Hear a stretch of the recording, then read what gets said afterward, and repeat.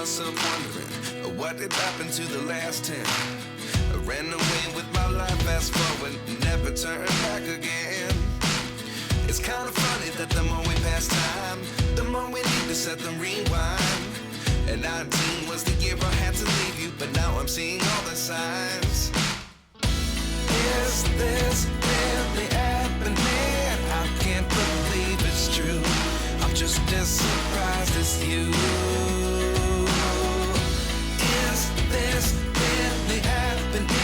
I can't be too sure, but one day I'll be yours again.